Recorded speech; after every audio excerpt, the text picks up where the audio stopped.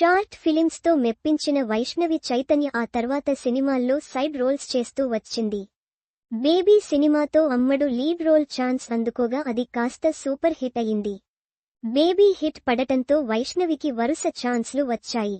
ఆశీష్తో love మీ cinema చేసిన అమ్మడు ఆ సినిమా ఫెయిల్ అవ్వడంతో కాస్త కంగారు పడింది. అయితే సిద్ధుతో జాక్ సినిమా ఒడ్డున పడేస్తుందని భావించగా అది కూడా తుస్సుమన్నది. సిద్ధు జొన్నలగడ్డ హీరోగా బొమ్మరిల్లు భాస్కర్ డైరెక్షన్లో తెరకెక్కిన జాక్ సినిమా ఎలా వచ్చిందో అలానే వెళ్ళింది.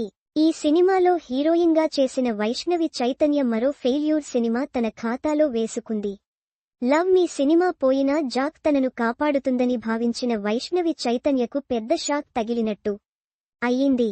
వరుసగా 2 సినిమాలు నిరాశపరిస్తే ఎంత పెద్ద స్టార్ హీరోయిన్ కైనా ఛాన్స్లు రావడం కష్టం. అలాంటిది వైష్ణవి చైతన్యకు ఇక మీదట అవకాశాలు వస్తాయా లేదా అన్నది చూడాలి.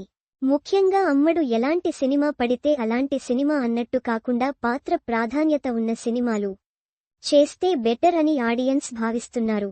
అలాంటి సినిమాల వల్లే కొన్నాళ్లు కెరీర్ సాఫీగా వెళ్లే ఛాన్స్ ఉంటుంది. అలా కాకుండా అవకాశం రావడమే ఎక్కువ అనుకుంటూ ఏ సినిమా పడితే ఆ సినిమా చేస్తే మాత్రం ఇలానే కెరీర్ బ్రేకులు పడుతూ వస్తుంది. వైష్ణవి చైతన్య నెక్స్ట్ హిట్ పడే వరకు కాస్త జాగ్రత్త పడాల్సిన అవసరం ఉంది. సినిమాలు ఎలాగూ లేట్ అవుతున్నాయని వైష్ణవి చైతన్య ఈ మధ్య సోషల్ మీడియాలో జోరు పెంచింది. తన టీంతో తన ఫోటో షూట్స్ ని ఎప్పటికప్పుడు ట్రెండ్ చేస్తూ ఫాలోవర్స్ ని మెప్పిస్తుంది అమ్మడు.